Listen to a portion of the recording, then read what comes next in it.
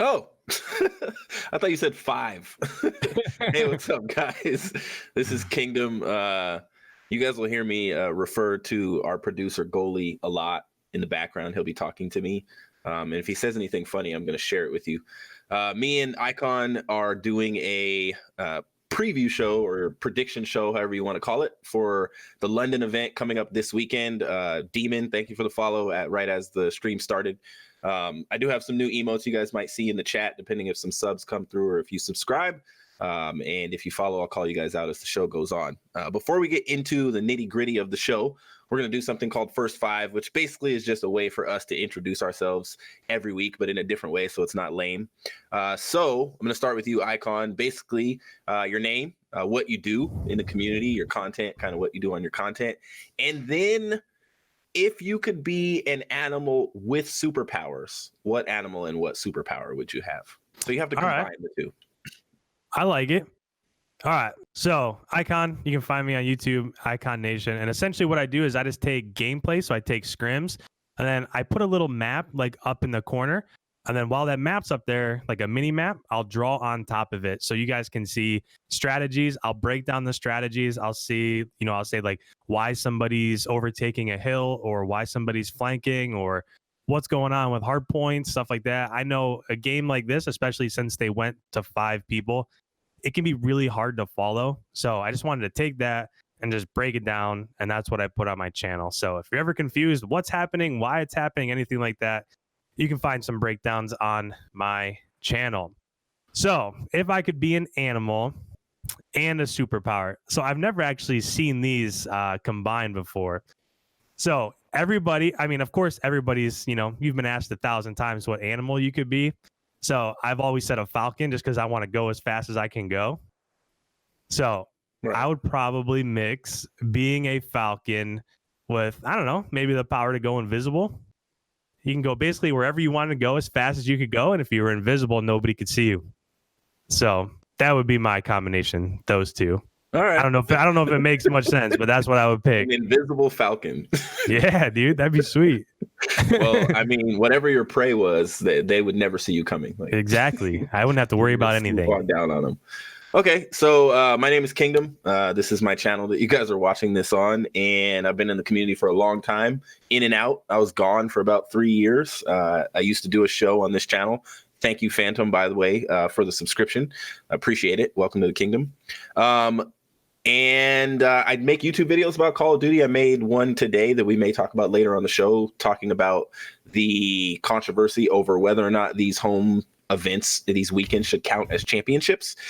If I was an animal, I'm going to say an eagle because it's better than a falcon. No, I'm just joking. I'm going to say an eagle because I like how high they fly. And like, even I see bald eagles a lot in Washington because I live in Washington, but they're so high up in the sky, you rarely ever see them close to the ground. They're not like pigeons that are like basically crawling on the ground. And so I would want to be an eagle. And man, I would say invisibility too, but I don't want to steal what you said, Icon. So I'm going to say an eagle, and I'd be as fast as Flash. So I could fly like from here to the London event in the blink of an eye. I could be in London. So that's what I would say. I feel you. All right. So to start the show off, guys, we're actually going to do an interesting feature, and you guys can let us know in the future if you want to see this on a weekly basis. And I'm going to pass it over to Icon. What he does on his channel, which is how I found him because I really love it, is he breaks down scrims, like as many as he can do. He watches more scrims probably than even some of the CDL coaches. And he breaks them down. And he added this new mini map and all this kind of stuff. Great videos. Definitely check out his YouTube channel. But I'm going to have him talk about the kind of the best scrim or the craziest scrim he's seen this week and what he learned from it. All right. So, yeah, I don't know. I've watched quite a few, but if we're talking about, it's really hard to just kind of break out one of them or just pick one of them. So the one thing that I'll say is going back and forth, Atlanta and Chicago, they scrimmed on, I think it was Thursday of last week. And in that scrim, Chicago won 6-1. So it was a massive beatdown the entire time. And it was kind of weird because every time they scrim, like normally map counts like 5-2 in way of Atlanta. And most of those ones that they win are probably relatively close. They're pretty close. But this was the first time, again, last Thursday, that Chicago just won almost all of them. They took a 6-1 lead in map count. And the ones that they win were by like 80 or 90 points. Wow. So exactly. That was the exact same thing that I thought. So with that, I mean, we've basically watched them for, I don't know, a month, 6 weeks. Every time they would scrim Atlanta, they would just get blown out. It was like a daily thing. In fact, I watched them scrim so much that I kind of got sick of just taking a scrim, so a map, and then just watching Chicago lose. So I was pretty shocked by that. And I don't know if it was the slide cancel changes that made, the biggest change in that or whatnot. But just on Saturday, they scrimmed again, and it was the exact opposite. So Atlanta won 8-0. They won 8 maps. Ooh. Chicago won 0. And it makes no sense at all because it was only 2 days apart. So in terms of like that second one, and again, I don't know what the deal was, but there were quite a few of them that Chicago lined up. They had lined up to win. They just didn't execute. So like the first one was Hackney Yard, and they lost by 3. So it was 250 to 247. They lost by 3. So like with that one, a couple kills here or there, and Chicago is probably going to end up taking that map. And then the second one, they went to Gun Runner. So they played hard point on Gun Runner. And that one, Chicago had like an 80-point lead there.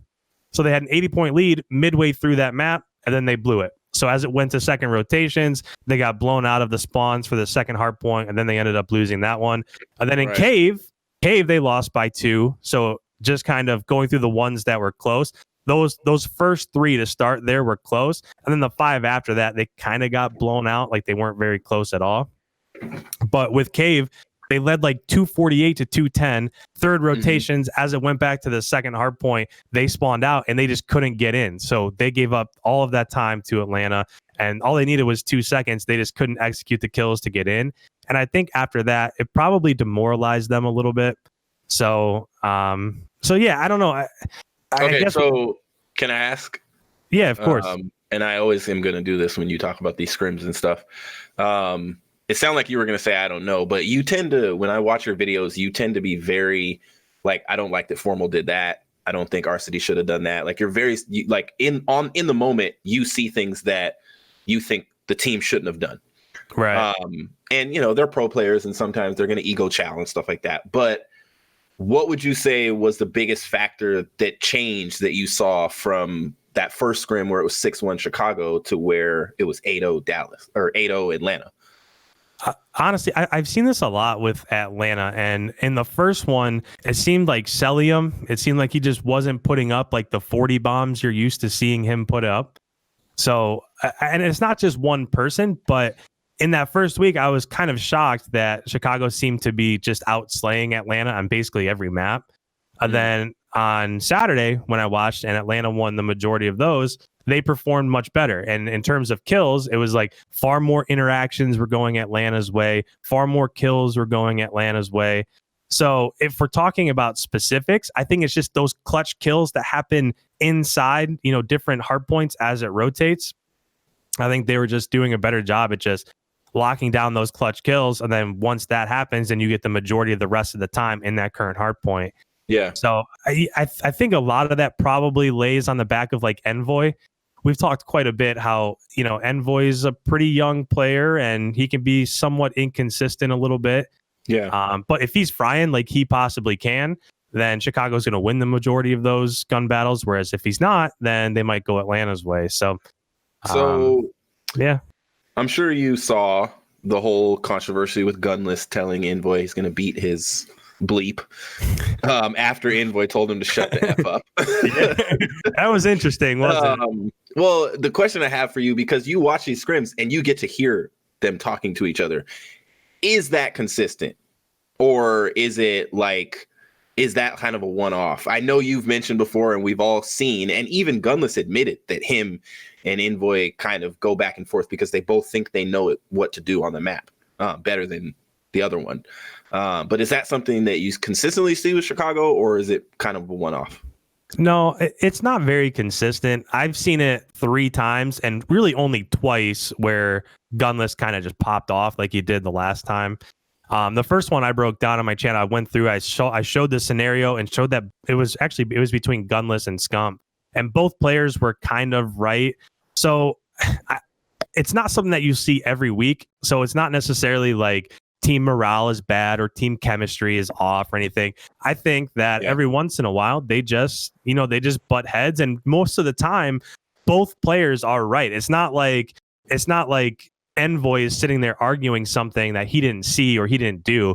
Most of the times when I went back and I've watched those, both players are right, and what they're saying makes sense. It's just a differing of opinions, and I don't think it's a bad thing. I think it's just, they're trying to work out the kinks, and I think it would be probably be more concerning if they were disagreeing and just letting it go. You know what I mean? Yeah, like if you're arguing, if you see something and your teammate sees something, you want to get it right.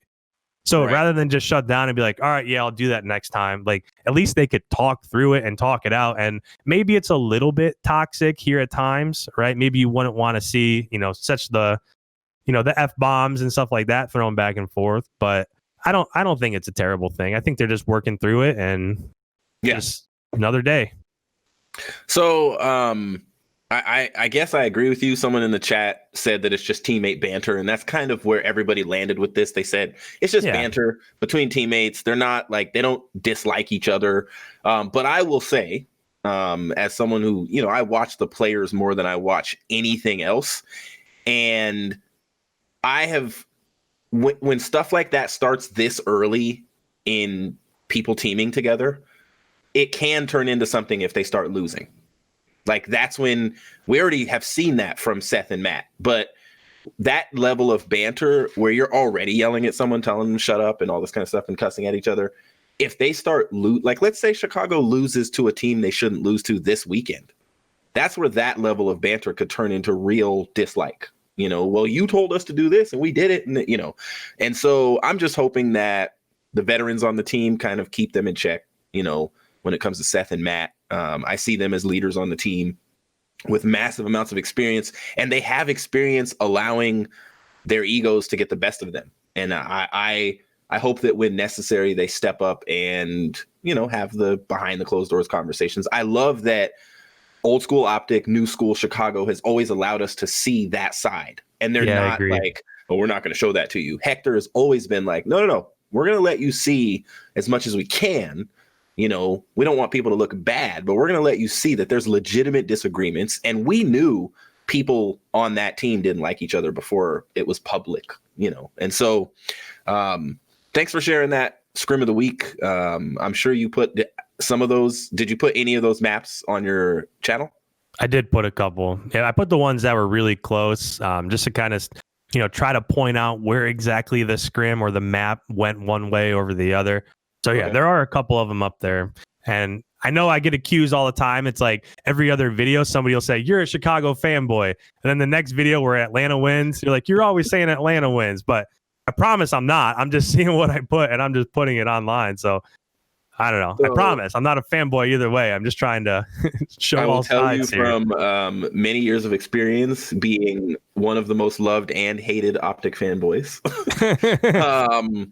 The reality is, if you look at my top 20 videos, 7 of them probably have Scump's face on them, and the rest are Nadeshot or Optic. The reality is they're the biggest brand. They have the most viewers, and so the most of their viewers are going to watch your content. So when you make things about Chicago, there's so many millions of people that love that team. They're going to watch your videos. And so it's just the nature of what we do. And I've the funny thing is what I just realized the other day is in those top 20 videos, 4 of them are about Parasite, which I think is interesting. One was when he joined Optic and then left Optic, of course, but in a week's time. That's old school.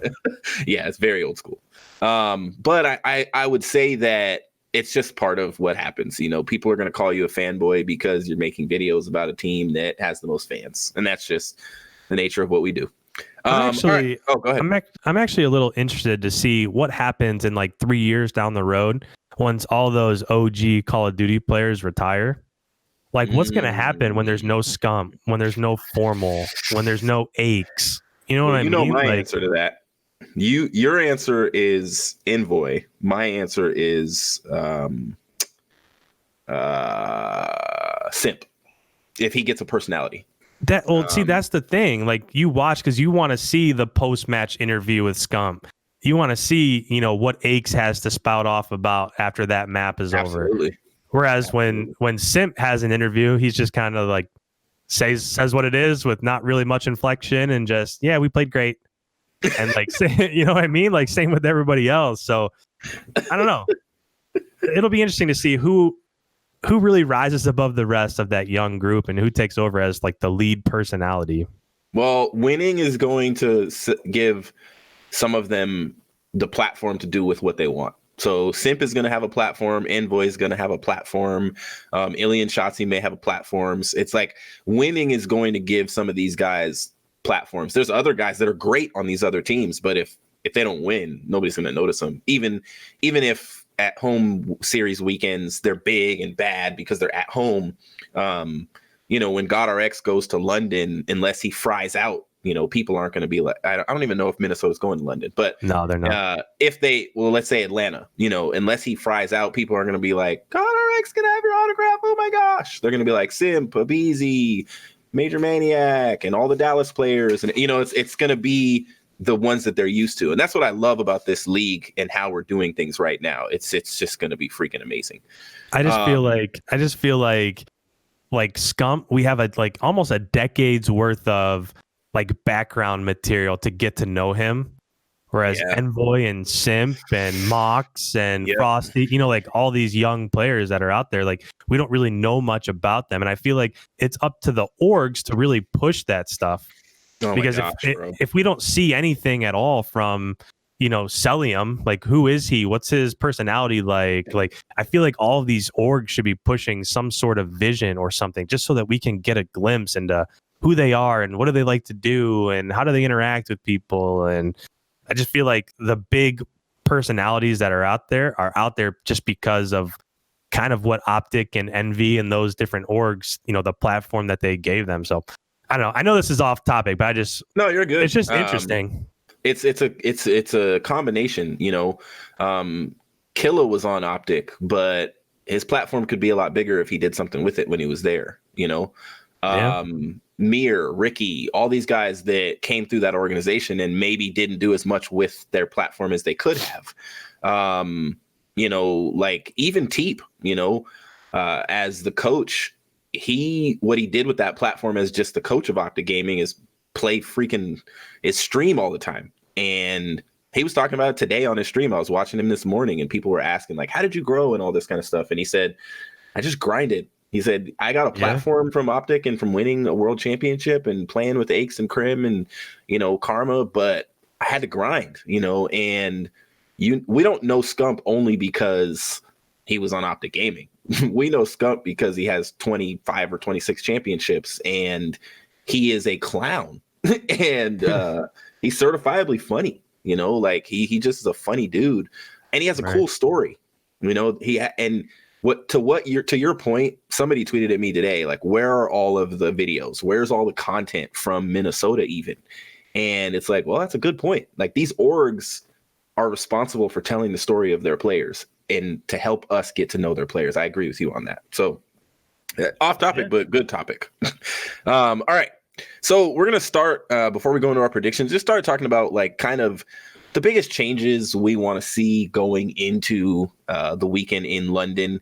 And for me, I mean, I don't want to harp on observing. We did that in our last podcast, but the observing, it's got to change. And I'll say the same thing I said last time. Call of Duty is the first-person shooter game. It's the number one. It's the biggest. It's the best. It's the most popular brand. And we should stick by that and honor the fans that we've had while trying to change things and make things look different. I think the overlays that they had for the players to wear the different uniforms that they weren't really wearing in game, but those overlays, that was a great idea. That's awesome. Third person in Search and Destroy, it is a little CSGO reminiscent. I like it. You know, it's not that bad. But we can never again have 9% of kills in a hard point be in first person. That just can't happen. And I know it's not going to. I hope that the league continues to listen to the Mavens of the world and the Bensons and everyone that's telling them how to do what they're doing. The other thing I would say is the timelines for matches. This is a topic that was brought up on the podcast with Nameless and Pac-Man. And, you know, from their perspective, it was interesting to hear how the timelines were. But the guys on hard points like Teep and Maven and those guys brought it up as well. It's like they were told that those matches were going to be an hour and 15 minutes, but they had breaks every second and fourth map. So, and then and Nameless was kind of like, well, I kind of liked it. It's like, well, you're on the desk, dude. Like, of course you like it. You get to talk about it. But in my opinion, if you think about traditional sports, we get like breaks at halftime. We do not cut to Charles Barkley and Ernie and Kenny the Jet and Shaq at the end of the first quarter and listen to them talk for 10 minutes about the first quarter. We get to see them maybe at halftime for a little bit, but then we listen to a 20-30 minute show of them at the end. And one of the things that Pac-Man was saying is as a viewer, you end up hearing the same thing over and over and over. Like you're hearing the exact same commentary, because what else are you going to say? Well, in map 1 that I already described 30 minutes ago, you know, and so those are my two big things, is the observing and the timelines for matches. I honestly thought I thought what they did in Minnesota was freaking amazing. And we don't need to talk about audience or anything, because London is going to bring it. It's going to be... I'm excited to see what London brings, for sure. It's going to be a show to watch. So those would be my two big ones, would be the observation of the matches, like the broadcast, and then the timelines. Like the timelines, like be realistic and let us watch some Call of Duty.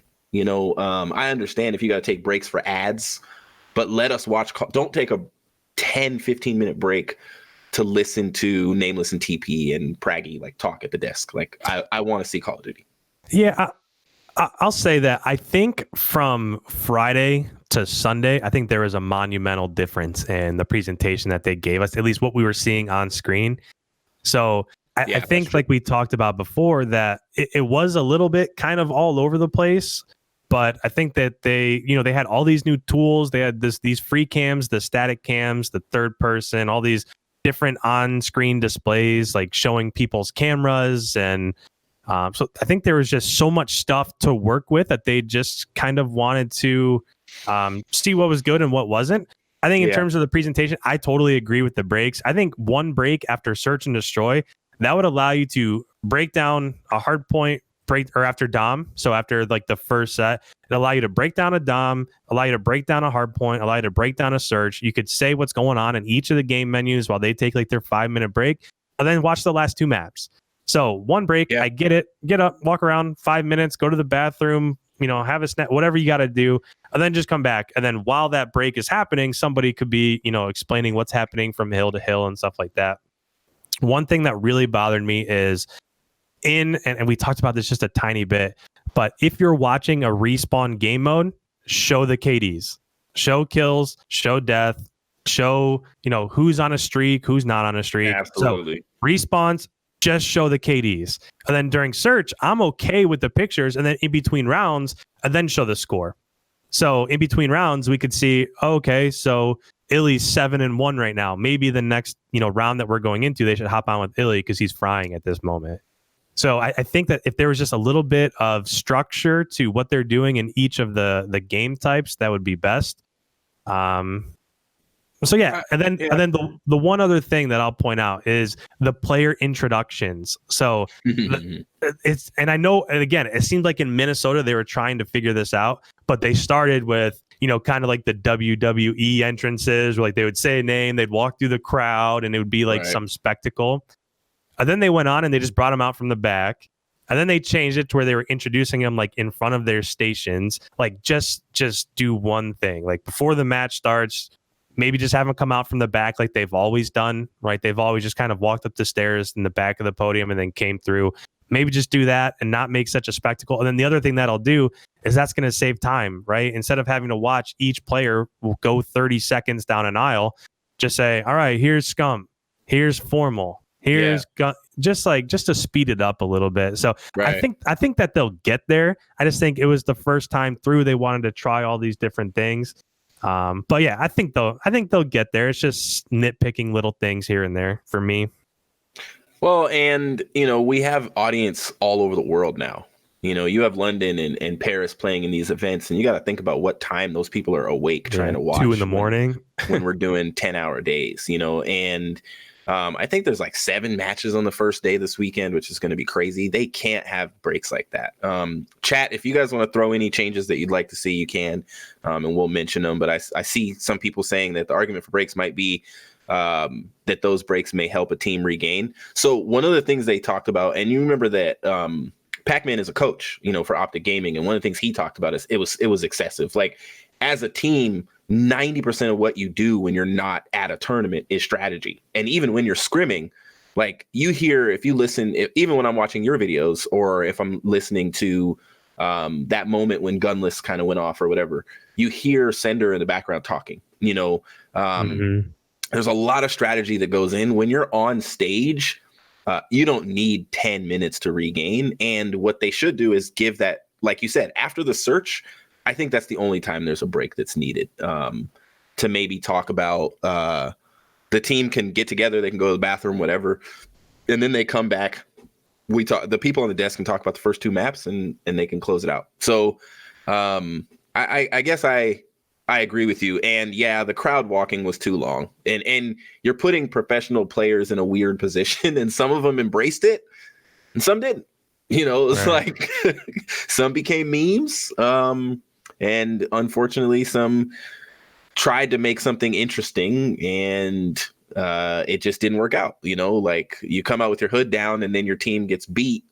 Yeah, it's not cool. It could have been cool if you won, but it wasn't. All right. I just want to see what London brings. I just can't wait to see the environment, how many people are there, how energized they are. You heard Wuskins. Yeah, you arrived too late, Landon. You heard Wuskins was gonna do the he was gonna do what's him call its walkout. The UMG fighter. Not UMG. Who am I thinking of? Oh my gosh. I know it's Conor McGregor. He was gonna do his walkout. UFC. And so he said, he's a UFC. So it's Landon made me think of UMG, but he's gonna do Conor McGregor's walkout in London. He said when he was being interviewed, I don't know what I was watching, but he was being interviewed, and he said he was going to do that before, but he's going to do it for the home opener. Like, and I'm like, that is going to be dope. If they give him the opportunity to come out, it would be. You better win the match, is all I'm saying. Yeah, you get smoked, dude. If he did that and I was the team that beat him, I would definitely be Conor McGregoring my way. Oh, absolutely. Or walking over for the high five, like, good game. Oh my gosh, that would be crazy.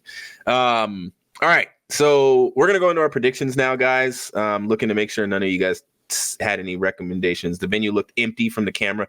Yeah, we talked about that last week, just that they need to do better camera shots. If they're going to have a performance on stage where they know there's not going to be a lot of people in the stands, then put the camera just on the stage. Like, even if you watch the Super Bowl, like, halftime show, the camera was on the people on stage. You didn't see a lot of who was in the field jumping around because it was a small crowd that was surrounding them. And when they did show that crowd, it was tight shots. And so that's just basic broadcasting, and I'm sure they'll get help with that. These are all things that they're going to learn from. And the one show that I'm predicting is going to be dope enough to actually show the crowd is probably in Atlanta, because FaZe just knows a lot of people. They know a lot of popular, well-known artists, and they're such a huge brand. Them and Chicago, maybe. I think their home weekend, like, their event is going to be like a big, gigantic event. Not that Minnesota wasn't, but unfortunately, there was 2 features we didn't get to see. We didn't get to see Gary play Hex, and we didn't get to see any of the athletes because of what happened with, rest in peace, Kobe Bryant. So, we missed out, but I think it'll be a good show this weekend. All right, we're going to move into our predictions, guys. And I'm going to preface this by saying, be nice to me. Be nice to me. So what we're gonna do is we're gonna go group by group. I'm gonna tell you guys my group A predictions and let you massacre me in the chat.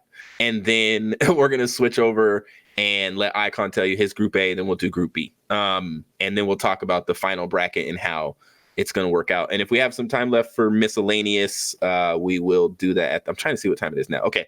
So maybe after my group A, we might take a brief break. But we're going to go into mine right now. So for the first match with Dallas facing off against Seattle, I have Dallas winning over Seattle. I think that Dallas has a lot to prove. They have a lot that they're going to want to show. And especially for the first match, and they're going to be well practiced because we're never going to have the situation again where there's no practice stations or not enough.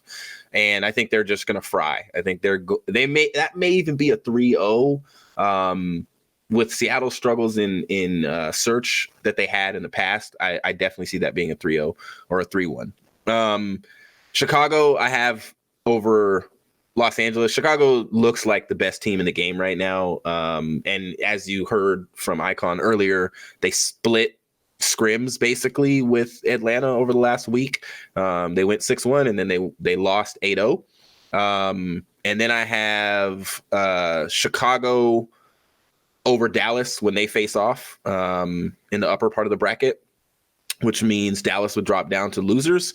In losers, I have Seattle winning over the Gorillas. That'll be a grudge match. It'll be another one that probably goes 5 maps, but I think Seattle will I'm hoping they will find their footing in that map 5. And then I know it's crazy, but I'm going to say it. I have Seattle over Dallas, pulling off a crazy upset. And then you guys just have to remember, I'm a Seattle dad and I'm a Seattle fan. And I'm actually this is cool for me because as someone who lives in Seattle, I'm actually deciding that this year I'm going to be a fan of a team and I'm going to actually be a fan of Seattle. And so I'm picking them to win. Now, if I looked at paper, yes, of course, I would have Dallas beating them, and it would be a predictable that Dallas and Chicago at the end of the day would be the 2 teams left. But I'm going a different route. I'm saying that Dallas is going to get upset. They're going to have 10 points after this event, and they're going to not be very happy about it. And I'm saying that Seattle is going to pull off a huge upset. Karma's going to just go crazy. Octane's going to just be in the right positions at the right time. And it's going to be scrappy, but that they're going to win over Dallas, and then Seattle and Chicago will advance from Group A. Yes, I see the golden boy face, and that's goalie. That's so mean, goalie. You could have just said that in my ear. All right, I'll let Icon give you guys a more realistic version of Group A. All right. So if I had to go through my Group A, it's probably going to be a little bit more conventional. It's probably going to be what you guys would probably guess if you were also making these predictions. But first one there, I do think Dallas is going to win. I think that this is going to be close. I do think that if I had to guess by game mode, I think Seattle is going to win a couple of those respawns. I've been watching them recently. Even today, I watched a Florida and Seattle scrim. And afterwards, Karma dropped like 45 on Gun Runner. Whoa. So, I mean, they're playing really well. So I do think a couple of those, they're going to end up pulling out a couple of those respawns, but I just don't see them beating Dallas in Search and Destroy. I think there's a couple of teams that are clearly above everybody else in Search. Obviously, Atlanta's one of them. There are a couple others that we haven't really talked about, like Toronto's really good in Search. They didn't lose a map in Minnesota. So there's a couple teams that are really good in Search, and I think that Dallas is one of them. So I think all of those respawns will be super close. But I just can't imagine. I don't know. I do think that's going to be 3-2 in terms of Dallas. It'll be close. I think all the respawns will be close, but I think Dallas ends up winning that 3-2 because of their ability in Search and Destroy. After that, obviously Chicago. Now, if I had to guess like by maps, I think this will be a 3-1. Chicago's just not, they just don't have the strategy in Search and Destroy yet. And that was evident in the matchup that they had with Dallas in Minnesota. They got absolutely blown out of the water on that Arklov Search and Destroy. So if I had to guess, I do think it's going to be a 3-1 and not they're not going to lose one of the respawns. They're just not going to be able to take that third map, I don't believe. So Chicago will win that. And then from there,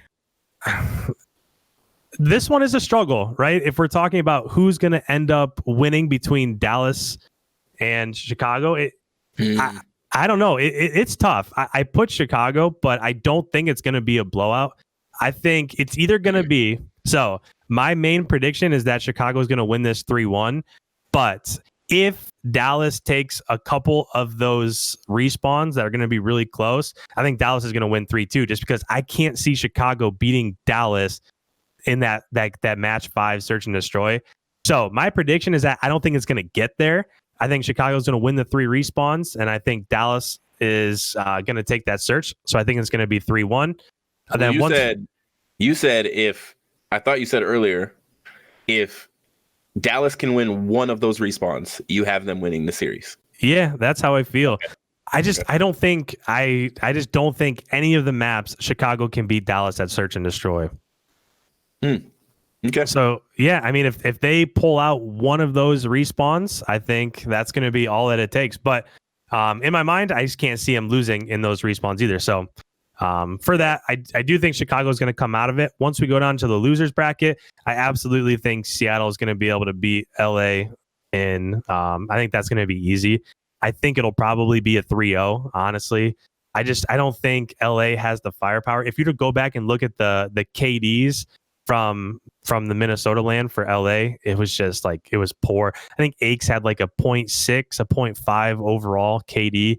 So I just don't think that they have the firepower. And eventually, and I know we're talking about your team here a little bit, but I think there's so much star power on that Seattle roster. Some point in time, they're going to show up. So yep. I think this is going to be an easy 3-0. I think you're going to see Karma dropping 40 bombs just like he did in scrims today. So I think Seattle gets out of that easy. But again, when they run into Dallas in that losers final, I just can't see them beating them in search. And this all kind of, let me say this real quick. This all kind of relies upon what Shotzzy provides in this. So Shotzzy was the one that he was like 6-24 or something, one map at one point in time, one map in Minnesota.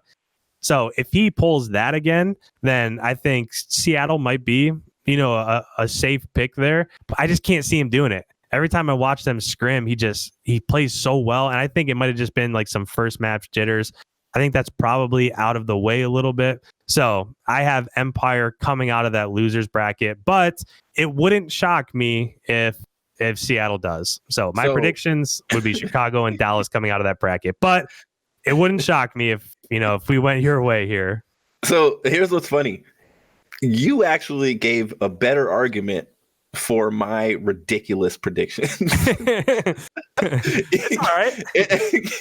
You made it sound like at least what I said was possible. It may not be probable, but you didn't make you made it sound like it's possible. Like it could happen based on, like you said, what Shotzzy does and if Karma goes off. I'm impressed, and I'll say this before we go to break real quick. I'm impressed that I'm looking at teams where Krim is probably the best player on his team and may consistently drop the best stats until Illy and Shotzzy kind of pick up, and then I'm impressed that Karma may be dropping the best stats on his team over like Octane.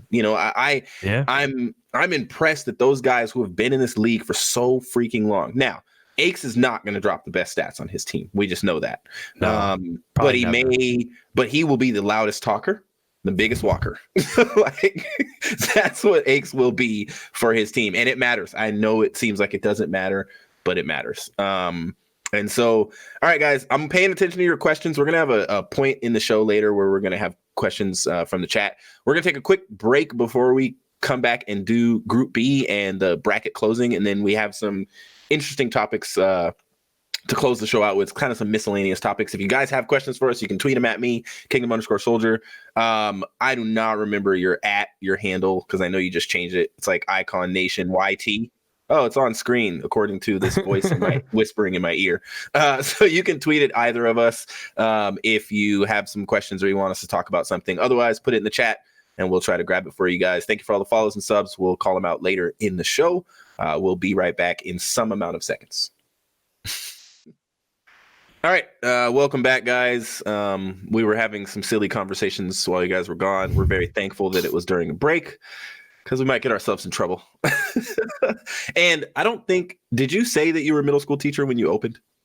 I did not. Nope. Oh, okay. Well, I know you can't talk about like where you teach and stuff. I used to work when I was a Starbucks manager. I used to not say Starbucks. I'd be like, I'm a retail manager. But I think it's cool that Icon is a middle school teacher and I have a middle schooler. Guys will probably see him walking around in the background. I think it plays into like being able to describe what I'm seeing on screen so well, like being part of my background. So being able to like break down maps and stuff. So it's like combining what I do professionally with what I like to do as a hobby almost. I don't know. I've never actually thought about it that way. Who knows? It's just, I mean, you're in a chaotic environment, in my opinion. I mean, I don't know. It can be, depending on what you teach, you know. But I know it can be because kids are learning who they are at that stage, and they're trying to be something that most of them don't even want to be it. But anyway, I guess that's for another day. One day we'll actually have an IRL stream, and we'll talk about there you go, raising middle schoolers from a teacher's perspective and a parent's perspective. All right, so we're gonna go to Group B. I don't think. Well, you guys were saying my Group B predictions are crazy as well, but they're not as crazy as my Group A predictions. It's a little crazy. I'm a crazy predictor. All right, we're gonna go to Group B, guys, and I'm gonna share with you guys my Group B matches and who I think is gonna win and all that kind of stuff. So you can see it on the screen now. I have Paris beating New York. Now, this was a hard one for me to pick because I was in some stream and Kismet hopped in. Oh, it was Codcast. And Kismet hopped into the chat and was kind of being a little, not even a little. He was being he has a big ego, I'll say. And he, after playing not even a tournament, a 2-team of like where you played, I mean, you played 2 matches, you know, and so I think talking a lot of mess, if you're not a team that has multiple championships like Chicago or Dallas or even the Gorillas, you know, Aches could talk, you know, like, hey, I'm a world champion 2-time, get off me, you know, like, but when you win 2 matches in this invitational show match type format and then talk a lot of mess, I kind of was like, oh, he's a great player, but that's going to hit him. That ego is going to deflate the moment they lose. So I think New York is going to come in a lot more prepared. If they don't win a match this upcoming weekend, Censor's going in. It's going to happen. I know that's the craziest prediction bold. Ever. That's a hot take. But I'm sure you guys heard Censor's motivational speech when he was talking to Krim on stream, and it was great. I was like, dang, Censor, like, okay, dude. I mean, Censor's always believed in Censor, and nobody can stop that dude from believing in himself. And so I do have Paris winning, though, because I think this is where the time zone thing might make a difference. Paris is going to be a little more prepared. They're going to be well rested. And I think New York is going to come out firing better, but there's going to be something missing from their game. So I have Paris winning. I have London over Toronto. Yeah, Toronto did a good job. And aren't they, we haven't talked about this yet, but they're switching a player, right? Isn't Bance playing now? They is, yep. Okay, so they have Bance coming in over medals, and I don't know very much about Bance, but and I don't know how much of a difference it'll make. I thought they did probably the best they could in Minnesota. Great in search. When they played Seattle, like methods fried, and had a over 1 KD in all maps and modes, like 1.2, 1.4, stuff like that. And so we'll see, but I do have London beating them. I think the home field advantage, so to speak, is going to play into London. And the worst thing you could ever see at one of these home events is if the home team loses their first match. Like, it would not be fun to see London go to the losers bracket. What if they don't make it to the next day? Bro, that's what I talked about on the last time we were on the show. It's like, can you imagine if London doesn't make it to the final, to the next day of the event, and they're just, to quote old school, they're just sitting there watching.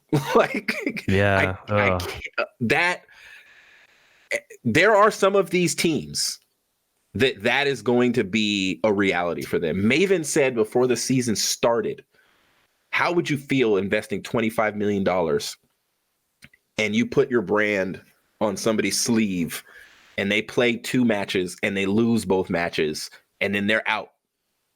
They're just not in the tournament anymore. And that's the rest of your homestand. That's what I'm saying. Like, and who is your crowd going to still show up? I mean, they bought tickets, but they don't get to root for London. Maybe they'll just switch and root for Paris. Like, I don't know. It's a good thing it's not old school Call of Duty where the non-NA teams had no chance. Metals has been, I'd seen that question in chat. Metals has actually been playing. Oh, you typed it. Okay. Metals has been playing with the B team, they called it, the Toronto P2P team, like the challengers team. So, but I have London over Toronto, and then I have New York winning over Toronto. And you may think it's crazy when I have New York beating Paris, but the reason is because I have New York over Toronto, and that is going to give them the fuel and the gas they need, in my opinion, to beat Paris. And because Paris is going to get beat by London, they're going to get the opposite effect. So basically, when New York and Paris play each other, there's going to be this kind of like, Paris is going to be deflated because they lost. And they're going to, if they lose in the way that I think they're going to lose to London, then they're going to be deflated in a way where it's like, oh my gosh, I talked all that mess. I was on the podcast talking in the chat, and now I just lost to London. He freaking Conor McGregor walked across the stage on me after, because they talked, Kismet talked a lot of mess when they beat London in Minnesota. And that was a hot 3-0. And I think that's going to deflate them in a way to where they're still going to have the same skill, but their will is going to be lower. New York's is going to be higher from beating Toronto. And New York's going to be like, okay, we got our game back. And Zuma's going to be shouting in people's ears. Revan is going to be hopefully giving them some strats on how they can win and beat Paris. And I think Paris will be out of the tournament. And I have New York and London advancing from Group B. Okay. I can see it. Now, again, I kind of proved what you were talking about with Group A, so I can see it a little bit, but mine looks totally different. So, go ahead. Let's see what you got. If we're gonna go into what I have predicting, first of all, if we start with Paris and New York, I think Paris is gonna win this, but I'm not sold. So let's just, in terms of those Minnesota matches, they played OGLA, right? Paris played OGLA, which, I mean, they have all the stars on OGLA, but they haven't really been performing very well. And they played London, and that was a brutal beatdown of London. But in a tournament setting, it might be a little bit different. There's kind of a lot more on the line. With that, you're just playing 2 matches, and if you do well, great. If you don't, whatever. So there's not a lot of pressure there. So in terms of Paris and New York, the last thing that I'll say is that New York had the most impressive win at Minnesota. When they beat Atlanta in that Hackney Yard domination, that was the most dominant performance. That was the most impressive performance. But I am going to take Paris, but I wouldn't be surprised if New York came out and won that. So that first matchup, I'm going to take Paris. And I could do the same thing with London and Toronto. If Toronto is able to sneak one of those respawn game types, I don't see how they lose in Search and Destroy. So if you're Toronto, if you can just get one of those respawns, because they were terrible at respawns, but they were one of the best teams in Minnesota at Search and Destroy. So if you can force, I don't know, if you can maybe squeak out like a 10-point win in domination, then I could see Toronto winning that. But I'm not willing to go that way. And when you were talking about this, you talked about how they'll have the home crowd energy and it's in London and all that. But we talked about this a little bit before. This isn't like traditional sports, right? It's not like you can feed off of the crowd and that gives you more motivation to, I don't know, like run a ball if you're playing football or something. Like, it's not quite the same. If anything, it might just give you more jitters as you're trying to play, an esport like Call of Duty. So I don't know if you can feed off that the same way you can in traditional sports, but I am going to take London there. And then coming out of the winners bracket, and this is just solely based on what we saw from these two teams when they were in Minnesota. I guess anything's possible because we don't really have that much to pull from yet. It's not like we can go through and we can watch 20 scrims of Paris because they just don't stream, right? They haven't streamed anybody. They haven't played Chicago, who streams all the time. They don't really have much out there. Right. So I'm going to take Paris, but the only thing that I can take them from is based off of how they played against London last time. So that's what I'll get there. As we go down to the losers bracket, New York and Toronto. Again, I was unbelievably shocked by New York's performance in Minnesota. I expected them to lose to Atlanta, but I didn't expect in the other series them to come out as flat as they did. So in this, I think this might be a little bit of, kind of like a revenge match here. It's win or go home at this point. So yeah, right. I do feel like New York's going to step up here and win their respawns. Again, I don't know if they can beat Toronto in Search and Destroy. Toronto is just so good in Search and Destroy, and we talked about this a little bit last time, but if you have a starting 5 and you have a backup 5, you can play against each other and kind of break down those strategies that you're doing in Search and Destroy. So I don't know. I'm going to take, I don't think New York plays so well when they play online in different scrims and whatnot. I just think that they're not going to lose those respawns, but if they do drop one of those, I would look for Toronto to win that. So I'm going to take New York, but it wouldn't surprise me either way. As it goes to the next round, I just think London is too talented, especially in S&D. Scraps and Wuskin were so good in Search and Destroy at Minnesota. So I just think that'll be maybe like a 3-1 if I had to guess. I do think New York will win a respawn. I think they'll probably win that first hard point. And then after that, I'll think that they'll get swept from there. So I have London. So I have Paris and London coming out of Group B. Rewind for 2 seconds. Okay. What did you say the map count was on the New York, London? New York, London. Well, see, I could see it going 5 games. I think it's going to be 3-1 just because London's not going to lose a Search and Destroy. I could see New York winning like that domination match. I could see them squeaking that out, but I don't see them. They're definitely not winning a Search and Destroy, and I just don't see them winning a hard point either. So I would say 3-1. But if it goes game 5, then it's definitely going to be London 3-2 because they're just not going to lose Search. So somebody in the chat asked if you've watched New York scrims. Have you? Yeah. Yep. What are they not doing something right in hardpoint that gives you that like kind of thought that they won't win a hardpoint? Or yeah, there are certain times where they're off rotations or they're not rotating properly. I will say that I uploaded just a scrim of them a few days ago, and Formal dropped 40. He dropped like 43 or something. And if you're playing somebody like Formal and you're playing Hardpoint, and Formal just has the ability to just lock down flanks, right? That's just like you can just put him on one side of the map and he can just lock the whole thing down. So if we're judging that based off playing Chicago, who knows how accurate it really is, just because Chicago is obviously one of the best teams. But yeah, their rotations seem a little bit off. There was once I watched them on Hackney Yard Domination where they got spawn trapped inside of green, and it seemed like everybody was just trying to take off in different routes. So it wasn't real coordinated. So if you can perform a spawn trap in Domination on Hackney Yard, if you have all 3 points, you can spawn trap them in green. So they're like their strategy to get out of that spawn trap was just seemed scattered. Like some people were going towards A, a couple people were going heaven back to C. Yeah. So yeah, I think if they're just a little bit more coordinated, but because they definitely have the gun skill, right? They have the talent, they have the ability to win those respawns. They just have to put it together.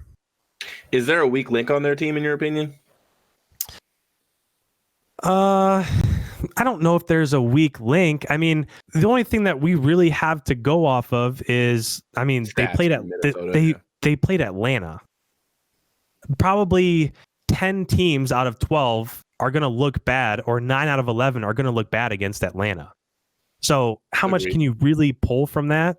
Now, their stats from Minnesota were terrible. I think in terms of like a respawn KD, like accuracy was 0.7 and temp was 0.7. So everybody was zero bad. Was really bad, right? It's not like Toronto where Methods had like a 1.3 and the rest of his team was like a 0.8.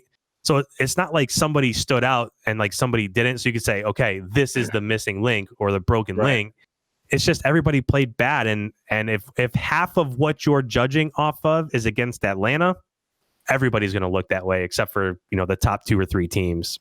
Well, and right now, most people, which I'm actually happy because me and you we still put Dallas in top 4, and most of pros and casters and everybody's come out and said the same thing. And so until that event was it was show match style. They were put against the 2 biggest teams. Like, we all expected them to go 0-2, not in that fashion necessarily, but Right.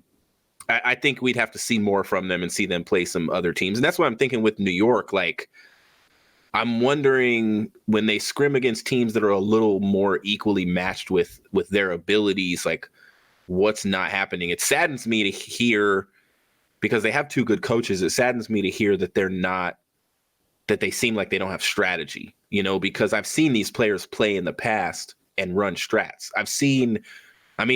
All of their players. I've seen Zuma, Mr. Flanks a lot, do some crazy things on the map. I've seen Attach, one of the craziest plays we've ever seen in Call of Duty history, running through his own streak. Like, we've seen these guys play well in all different game modes. And so, and I know they have to gel, this is different, franchising puts teams together that aren't necessarily handpicked, with the exception of Chicago, which Hex hinted at in a interview with Envoy that there's some decision that he was on the fence about that he can't talk about yet that made Envoy be their 5th, him and Arcides, because him and Arcides were already together. And I think they were looking at 2 other people. I don't know. He couldn't talk about it. Who knows? But, yeah, exactly. We'll find out eventually because he'll tell. I will say in the chat real quick, somebody's asking about Vidal Monroe's asking about communication with New York, and we can't tell. There's no way of knowing, like, why aren't they performing the way that they probably should. The only teams that we can really tell with communication would be Chicago, because they stream everything. And then just today, Florida started streaming. So like Pristini and Frosty. So everybody from Florida was streaming also, but we don't know. We can't tell what's going on communication wise with New York. So it's just kind of, I don't know. That's something that we can't really Octane, tell. I know Octane streams and makes YouTube videos consistently, but does he do scrims? Does he stream their scrims? I haven't seen him. I mean, he could. I just haven't seen it. Oh, okay.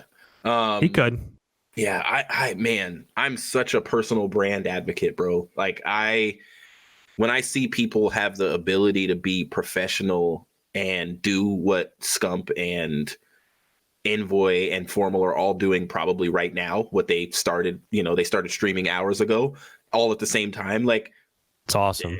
Take the advantage of the opportunity. And if the biggest and best team is willing to do, we're gonna get if the biggest and best team is willing to say we're gonna stream, then if you're the smallest team or if you're in New York, like if I'm Attached, I'm streaming. You know what I'm saying?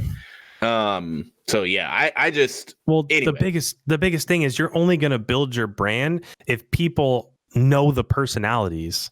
If you don't know the personalities on the team, then what makes me want to be a Chicago fan or an Atlanta fan or a Seattle fan is that I know those personalities from their time with Optic or Atlanta, following. So if you're one of these smaller teams, I mean, Hex laid it out for you. Just follow his MO, right? Just put out content and have like a vision type series so people get to know. And then there's some attachment there.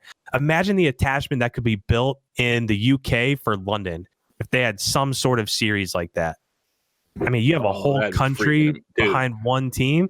The COD League, and I'm not going to say they dropped the ball, but if they did a campaign for London going into the London event, it would be epic. Or Paris, but I mean, you got to make content.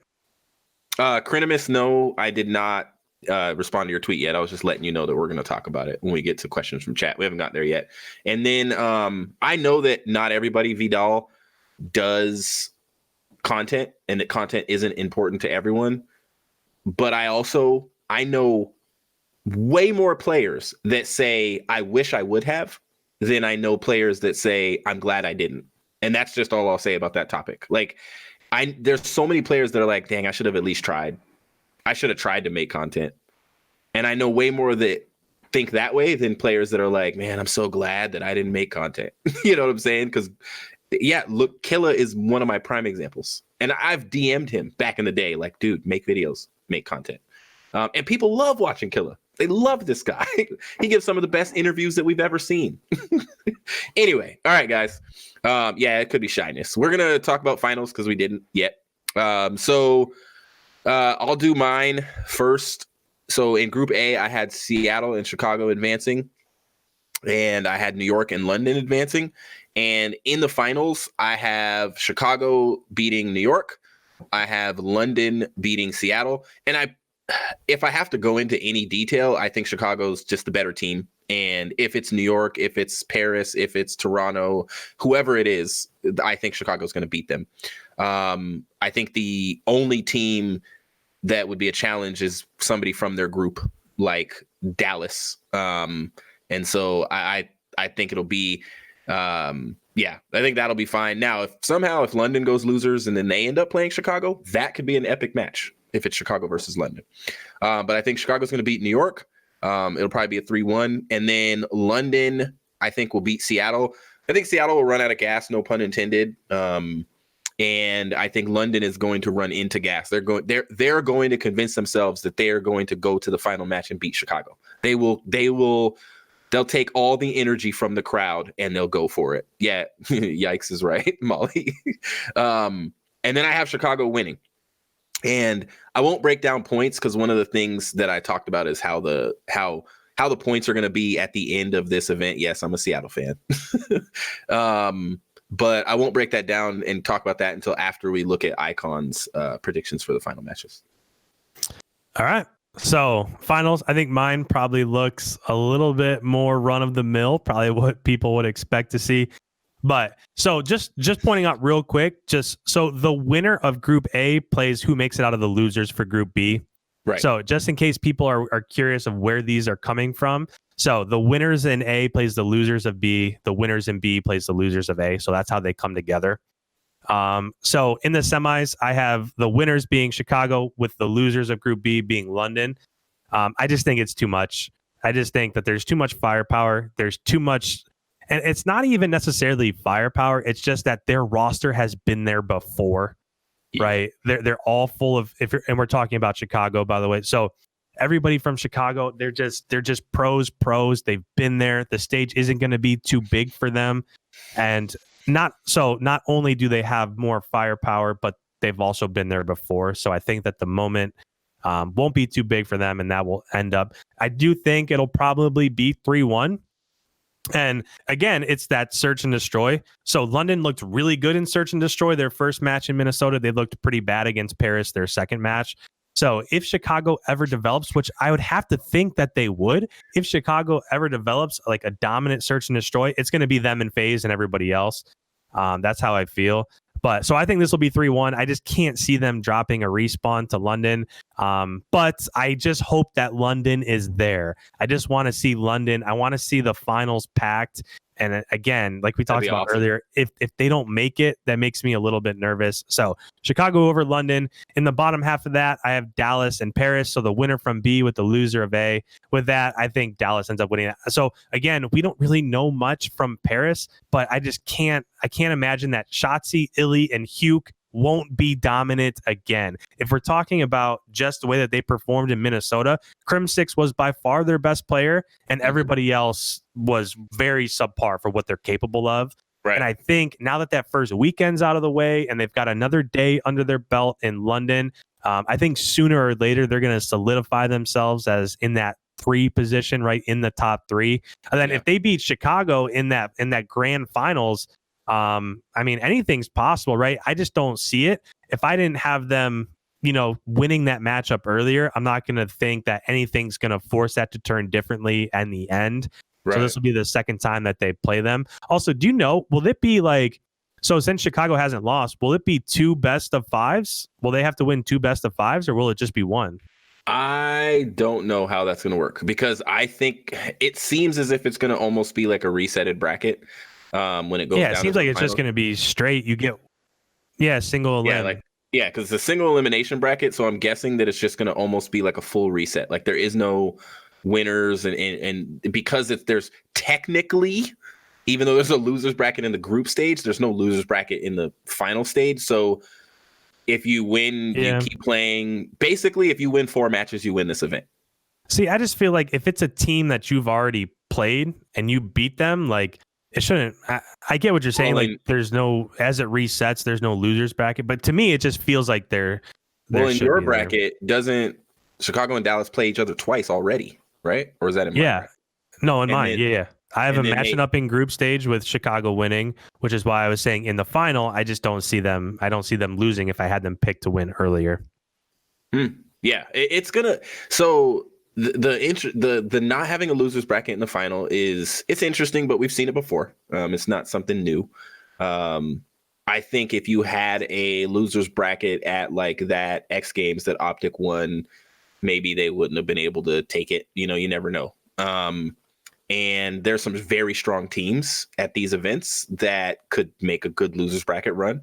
But without a losers bracket outside of the group stage, I think your picks are, I don't want to say safe, but I think they're predictable, you know, in terms of what we've seen on paper, which is really all we can do right now. Right. That's it. Mine are a little crazy. Yes, Easy Mac, I'm nuts. And I picked Seattle over Dallas in the losers bracket. And Seattle and Chicago, I have them advancing. I'm a Seattle fanboy this year, as a Seattle native and a dad. Just makes sense. So I do want to mention before we go to some of the questions from chat that I got off Twitter. And if you guys have questions, you can type them into the chat now. And then we kind of have some miscellaneous topics that we might want to mention. What time is it? Oh yeah, we got time. So if Chicago wins, so let's just say Chicago wins because we both had Chicago winning. That's 50 points for Chicago. That means they have 70 total, right? Going into Atlanta, Atlanta has 20. So the best Atlanta can do by winning their own event is to be tied with Chicago. If Chicago wins the next event, which Atlanta won't be at, Chicago then can go up to 120 points. And then the next, it's going to go literally, I think I charted it out, and it's like going to go back and forth until they play each other. Which you really just have this weird who's in first place and who do you really count as being in first? Are we gonna say Chicago's really number one if Atlanta's not there? You know what I'm saying? Like, no, Chicago is not in Atlanta. And so you're gonna have two teams that will probably be tied at the end of Atlanta unless Atlanta gets upset. This is the reason why I thought that Atlanta should have 6-0'd in Minnesota, scared all those teams so that when they came to Atlanta, they just got fried. Because teams are going to look at Chicago as the number one team after this weekend if they dominate like we're predicting they're going to. But they still have not played Atlanta on land. So like it is weird. But in my bracket, you'd have London with 30 points, leaving with 30 points. So they'd have 40. You'd have New York leaving with 20 and they only have 20. Seattle 20 and they only have 20. Paris and Dallas would leave with 10. And for Dallas, they'd only have 10. Paris would have 30. And then LAG and Toronto, I would have them leaving with 0. So they'd each have, I believe, 10 points from what they gained in Minnesota. It's going to be the way that the list is going to work out, in my opinion, is going to be really interesting. On that topic, and I kind of want to know your opinion, Icon. I put out a video on it today if you guys want to go watch it. Not right now. But what's up, Fire Guy? So would you consider personally, and I know you haven't seen my video yet, so you don't know what I use to back that up.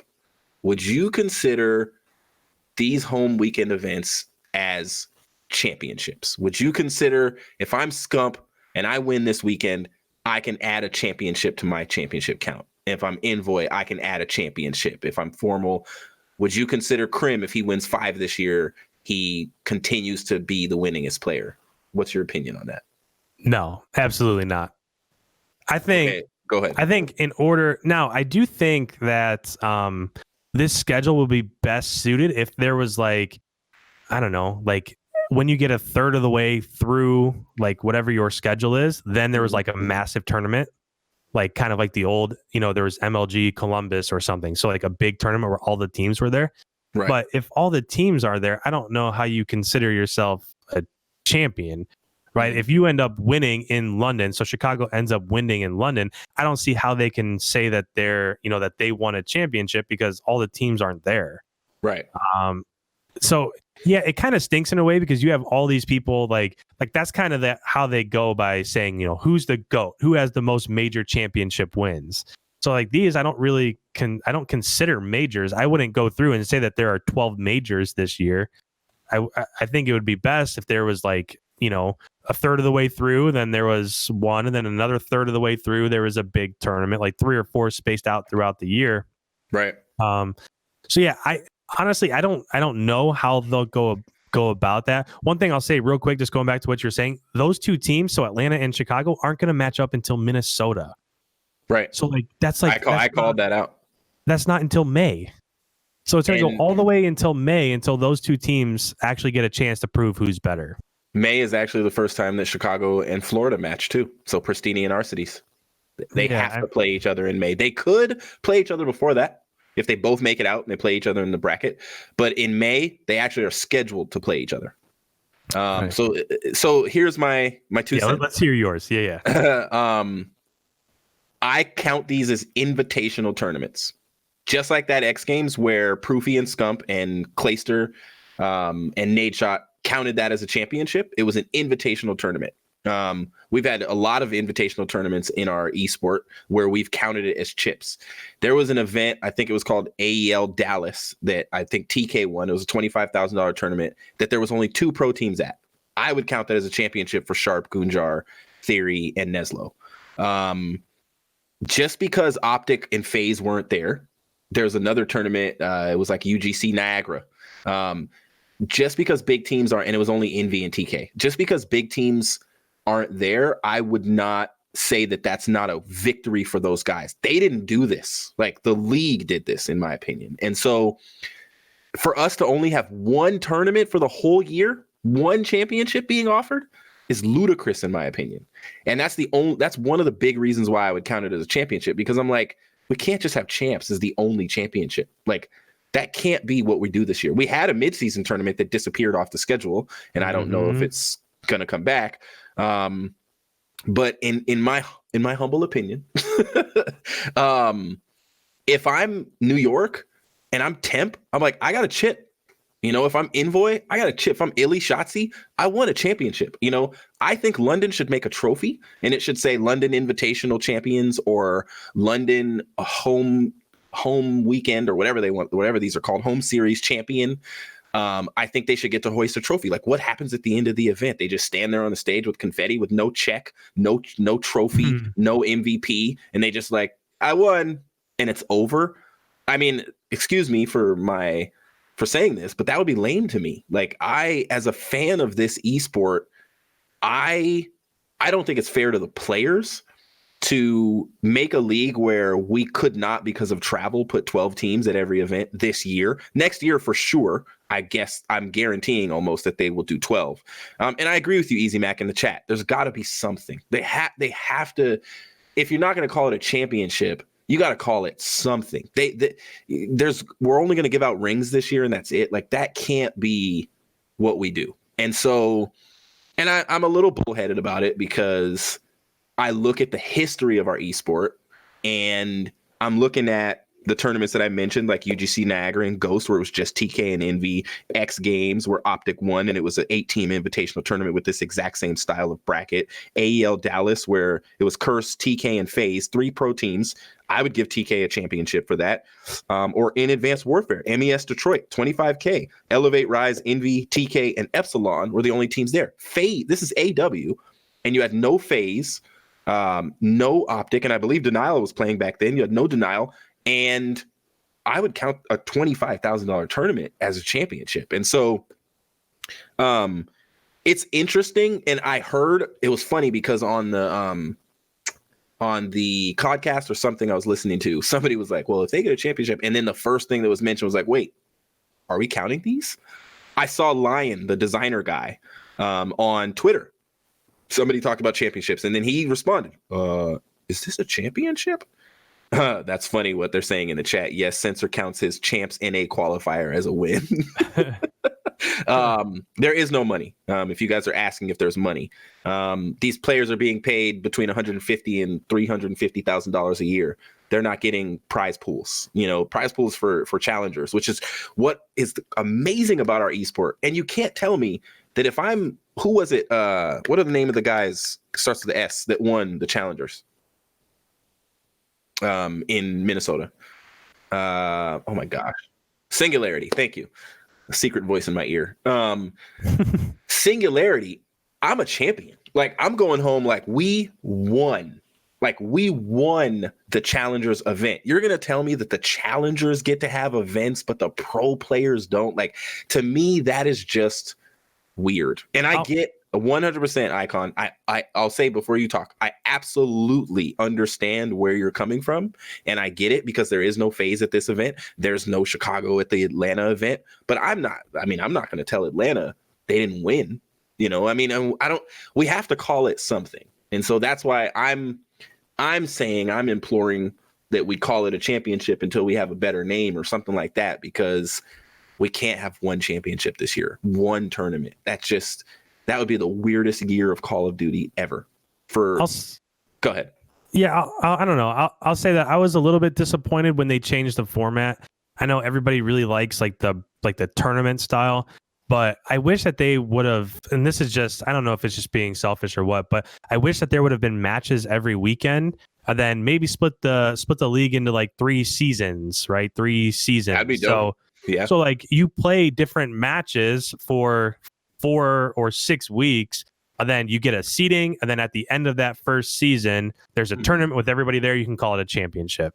Right. And then now I know that there's some logistics that goes into that, because I know like having teams fly all over the place for travel. I mean, I know it's tough, even though, I mean, this is a $300 million league just based off of buyouts. So I don't know, like, I get Hector that. Said in his interview with Envoy, he was like, people are saying 25 million. He was like, it's more like 35 million. He's like, because the 25 million is the buy-in. He's like, but you have salaries and travel. And one of the reasons they couldn't have every team travel was because of how much more money. Like, if you think about the original schedule, these teams were traveling like 6 times this year. Well, that's even worse. Like, so if your 25 million that you bought in doesn't go towards player salaries, then that's money that could have been spent for travel and hotels and food and stuff like that. Right. That's true. So there's a good question in the chat that I want to answer. Somebody was asking about points. 10 points per win, and you get 10. Yeah, there you go. Easy Mac. You get 10 bonus points. So the most points you can get is 50. If you win the actual weekend, you get 50 points. And that's why I'm saying, with the 20 points that Atlanta has right now and the 20 points that Chicago has, they're going to go back and forth for months, getting 70 and then 120 and then 120 and then 190 and then 190 if they keep winning. And it's just going to be weird. It's going to be unique. But it also means, let me tell you what, if Atlanta gets upset in Atlanta, it's going to take them the rest of the season to catch up with Chicago in points.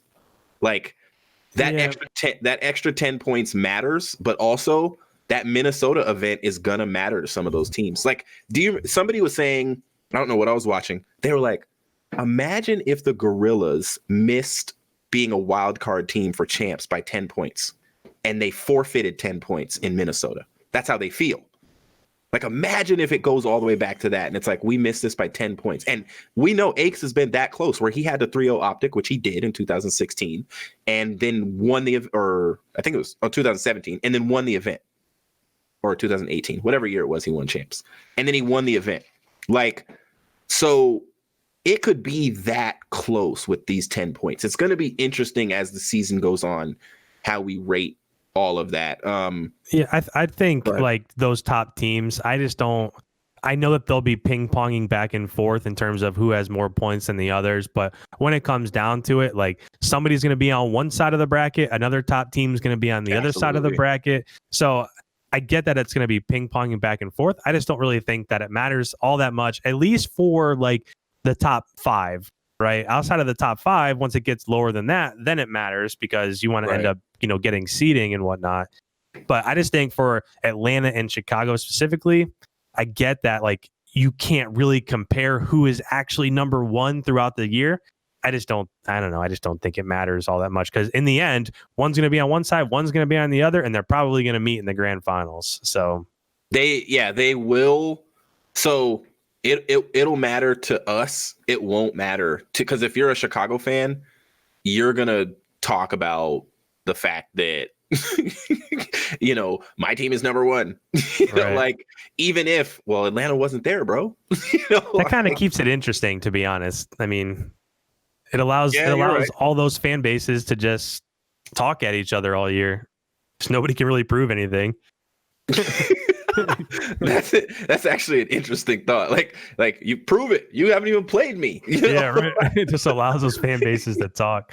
Well, and think about the storylines. If you expand on that Arcides and Pristini story, and they really don't play each other till May, and Pristini is hungry to beat his brother on land. Like, you know what I'm saying? Yeah. So that's going to be interesting. Okay, so we're almost done, guys. I guess the one question I'll throw at you, Icon, because I want to know your opinion. Do you think league play is going to happen? And do you think the spawns will change? League play as in like online league play, like implementing it for everybody? In-game. Yeah, in-game. It better. I mean, at this point in time, like, so for me personally, I rushed up to, before season 1 came out, I rushed through and I was max ranked probably before like the vast majority of people. And then after that, like, I don't know, season 1, I think I'm like a 130 or something, but I just like don't feel like I have that much to play for. Whereas if there was a league play, I'll grind because I just want to, keep going up the ranks and stuff like that. Yeah. Will it happen? I think my guess would be that it'll be similar to what we had last year, where it'll just be a mid-season update and it'll finally come up. And then the problem is that by that time, interest is kind of down, right? I mean, by the time you get halfway through the year or 80% through the year, then okay, league plays here, that's great, but you've lost a lot of your player base. I don't know why these things just can't come out on launch. I feel like there'd be so many people, more people invested, even in the competitive scene, if league play was there all year. Mm-hmm. Like, imagine, some up and coming player who's like really good amongst all of his friends, and he wants to say, or he wants to be able to prove himself. Well, now he can hop into league play and then, go up the ranks. And now all of a sudden that person is way more invested in the competitive side of things than they would have been just grinding out pubs with his friends. So there was people in Black Ops 2 that were beating Scumpy or whoever during their streams, and they kind of got recognized, like at that master level, in league play, and they were getting recognized because of what they were doing. What was your thoughts on the spawns? And then spawns, I'll say, so I've done a couple of videos on like breaking down like the bad spawns in the game. So like this happens, which led to this, which led to a team getting a spawn that they shouldn't have, and it could kind of change the game. So I've done videos like that. I'm a little bit weary to keep doing them just because I don't want to keep like ragging on the game. But what I'll say is that I feel like spawns are pretty good in the majority of the maps. I think cave is a disaster. So Azir cave, I think there's just stuff happening all over the place. But I don't. So when I watch different games like on Hackney Yard and Gun Runner, and like I feel like it's pretty consistent. So I think they would be just best suited to just maybe take cave out for now until they can work on it a little bit. Because I actually in a Reddit post, I actually had a little conversation with Karma, and he pointed out another thing that I hadn't even seen. And he pointed out where like they spawned out when they maybe shouldn't have. Then like it just ended up going towards rotations. So, but every time that these come up, it's always on Azir cave. Now, of course, there's going to be a time or two here or there. There are so many interactions and there are so many deaths in Call of Duty with 5 men that there's going to be things that happen all the time. But the most blatant ones are on Azir cave. So yeah, they just need to work on that map, and I think it'll be pretty solid overall. Just because I don't see it on a lot of the other ones. Okay, so I have 2 questions from Twitter that I got, and I will say my 2 cents is the same answer for both of those questions. League play will be delayed until they want to make it because they want new players, and the spawns will be delayed in fixing because of new players. It is so obvious that the spawns are made for people to not get spawn trapped, for teams to have random. You had one of your videos where, or maybe it was Karma that I don't remember. I thought it was one of your videos where there was like this random, everybody spawned at a different place. like one team entirely spawned all over the place. And it was like, how do you predict that?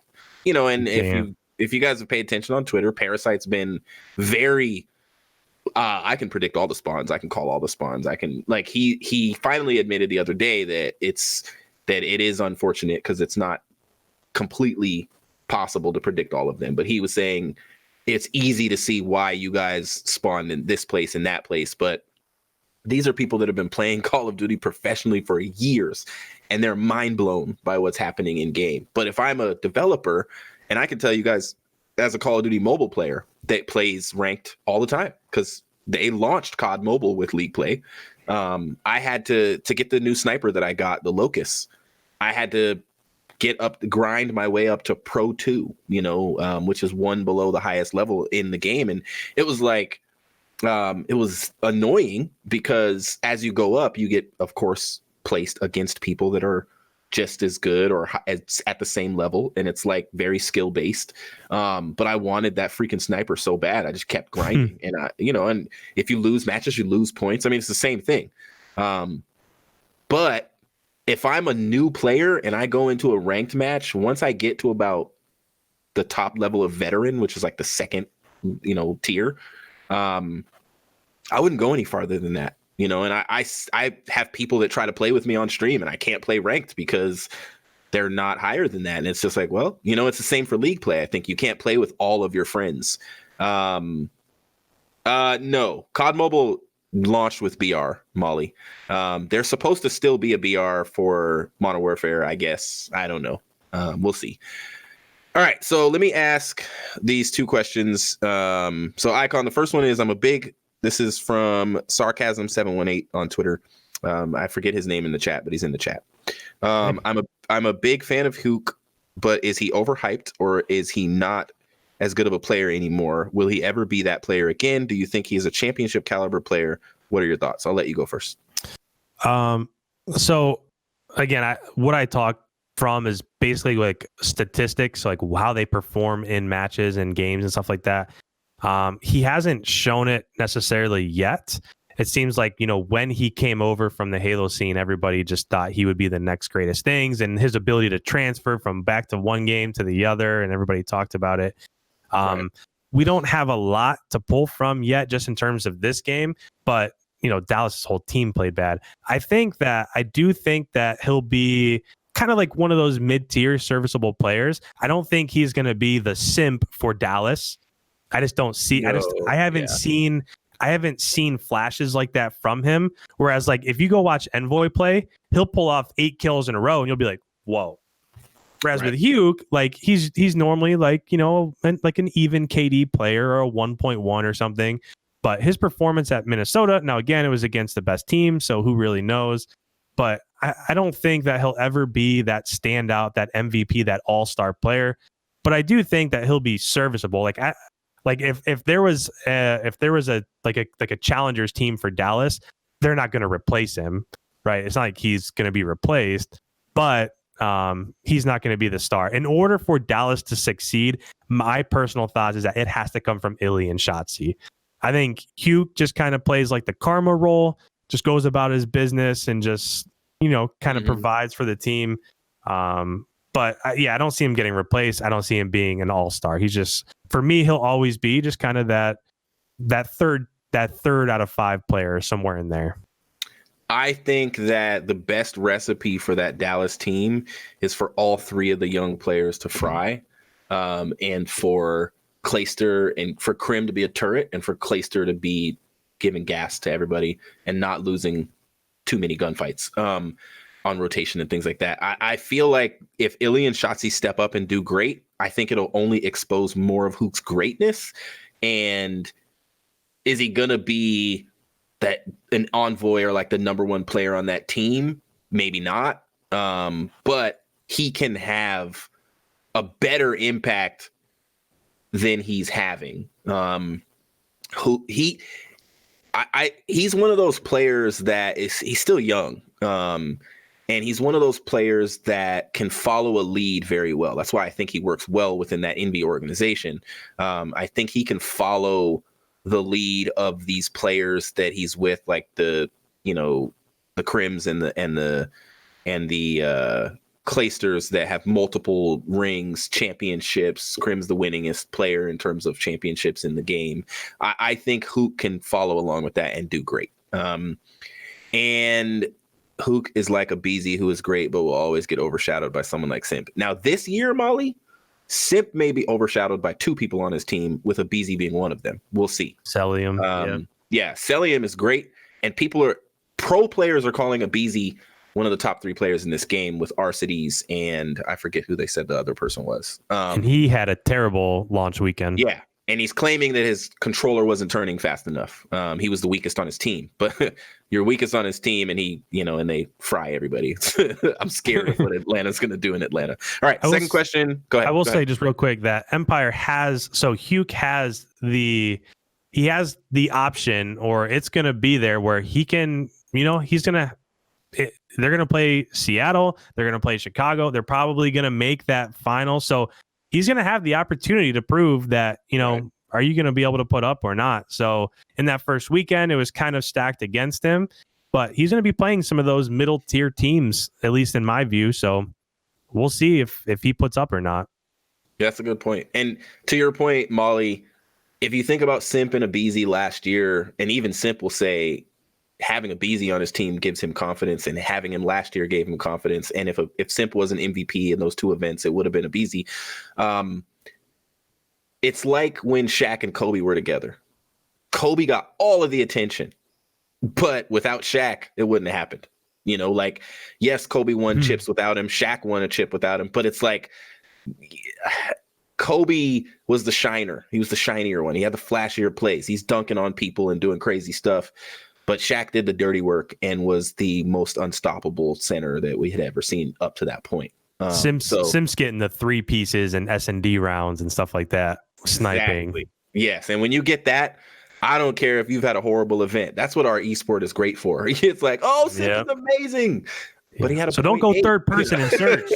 Oh, please don't.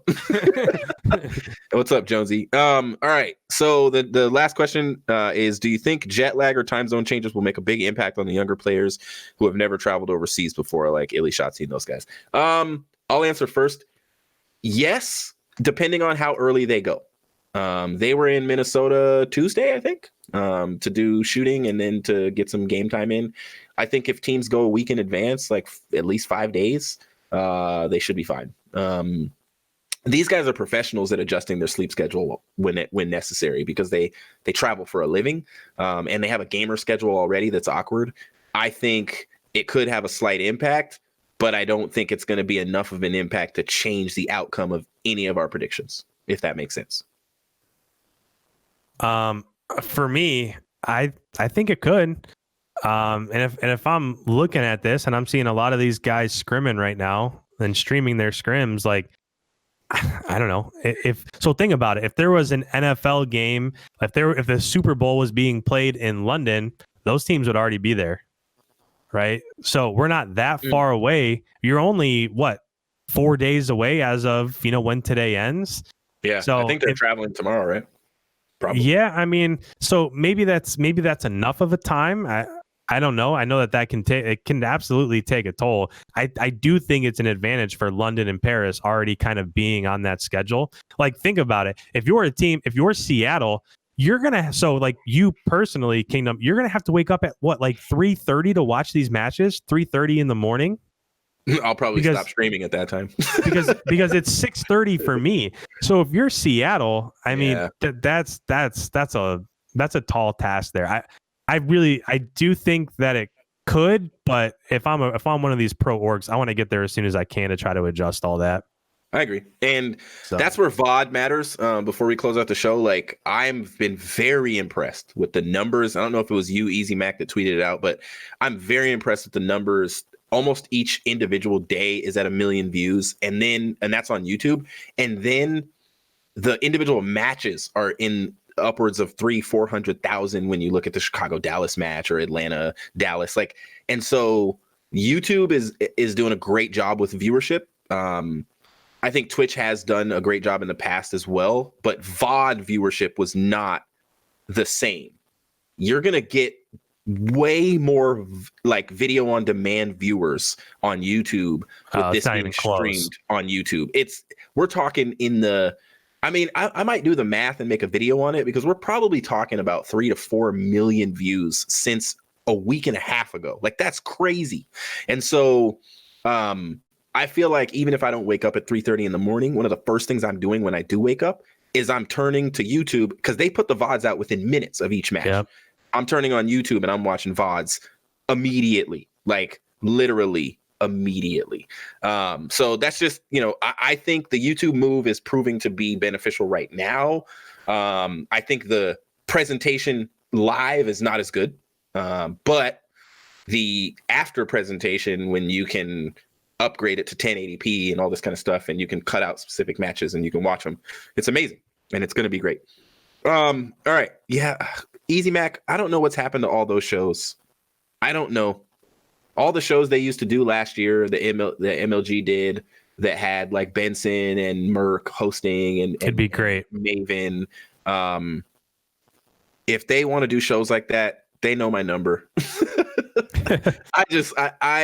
It's so funny, and I'll tell you guys this because I think it's hilarious. I sat here thinking about bringing back a podcast. I'm so happy that I found Icon, because you're a great duo, man. Thanks, man. You are. I honestly sat here and I was like, I should hit up Puckett. Like, I know this dude probably wants to do a podcast. And then when he announced that he was doing a podcast with Big Timer, I was like, I missed an opportunity. 100% missing. He wouldn't have turned it down. Like, we would have done a great show together. And people call me a detriment for my knowledge. I'm like, Big Timer, even though he was a pro player, knows less than me about the current state of Call of Duty. And so, and that's not a diss or anything. That just means he just stopped paying attention for many, many, many years. I did for like 3, but I watched Call of Duty all the years when I wasn't uploading. I'm a fan, to the point where I would not make videos just so that I could watch competitive Call of Duty. I was watching TP play freaking Blackout this morning. Like, I just love COD. So anyway, I'm happy though that I found Icon, and you guys, man, great stream again. We had a great stream last week. We are going to do a recap show next Monday, same time. I believe it's going to be produced as well by Goalie. Goalie is the real MVP. All the stuff you see on screen, all of makes our it so much easier. All we got to do is turn on a camera and talk, and it's amazing. I almost feel like I'm back on the sticks, but it's just something different, and it's cool. And Icon, I think has kind of pledged being here. And so I'm just excited for this year of competitive Call of Duty, and the opportunities we have to talk about it. I just love talking about it. Like, I could talk about this forever.